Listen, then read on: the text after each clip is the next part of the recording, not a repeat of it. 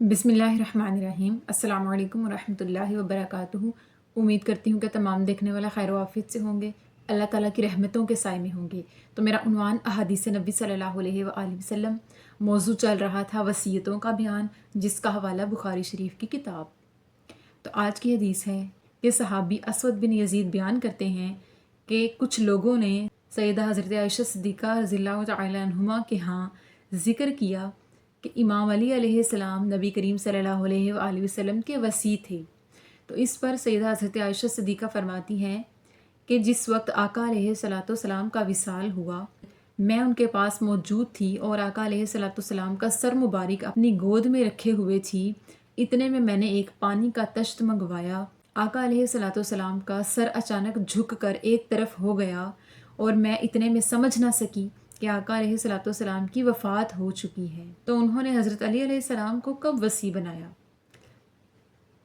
इस हदीस पाक की वजाहत ये कि कुछ लोगों ने नबी करीम सल्लल्लाहु अलैहि वसल्लम की वसीयत के बारे में ज़िक्र करते हुए फरमाया कि हज़रत अली आका अलैहिस्सलाम के वसी थे, और कुछ लोगों ने सैयदा हज़रत आयशा सिद्दीक़ा के यहाँ जाकर इस बात का जिक्र किया कि इमाम अली अलैहिस्सलाम आका अलैहिस्सलाम के वसी थे।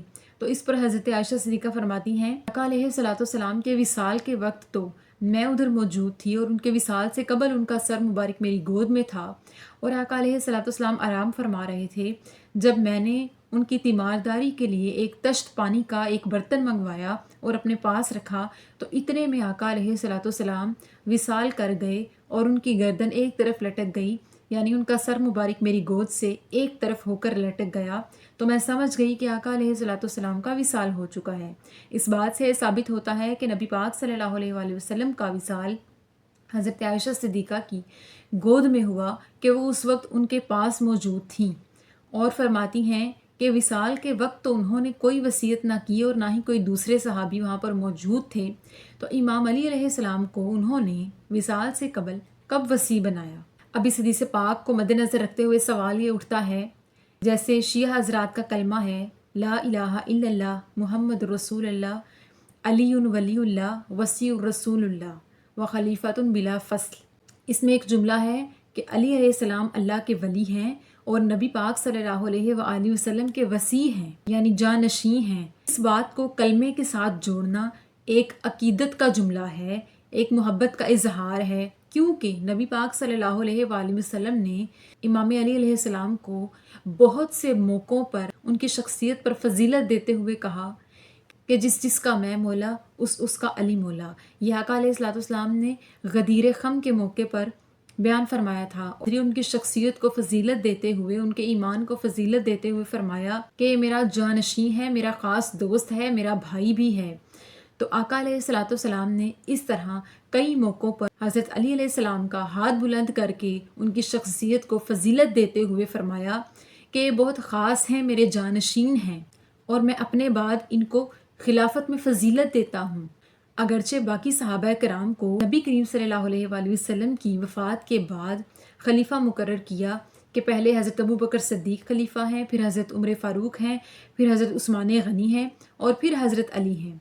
ये तरतीब नबी पाक सल्लल्लाहु अलैहि वसल्लम की वफ़ात के बाद लोगों ने की, लेकिन नबी पाक सल्लल्लाहु अलैहि वसल्लम ने फरमाया कि हज़रत अली बहुत फजीलत वाले हैं और मेरे जानशीन हैं। तो इसी अकीदे को मद्देनज़र रखते हुए कलमे के साथ इस जुमले का इजाफ़ा कर देना कि अली अलैहिस्सलाम अल्लाह ताला के वली हैं और नबी पाक सल्लल्लाहु अलैहि वसल्लम के बिला फ़स्ल खलीफ़ा हैं और उनके वसी हैं, तो बेशक हैं।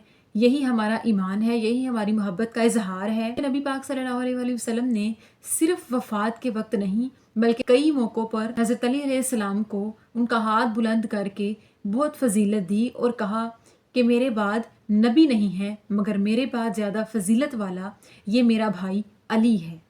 सुभान अल्लाह। तो अल्लाह ताला से दुआ है कि अल्लाह पाक हमें आका अलैहिस्सलाम की सुन्नतों पर अमल पैरा होने की तौफीक अता फरमाए, हमारे ईमान को पुख्तगी बख्शे और हमें सही मानों में दीन की समझ बूझ अता फरमाए। आमीन सुम आमीन। शुक्रिया।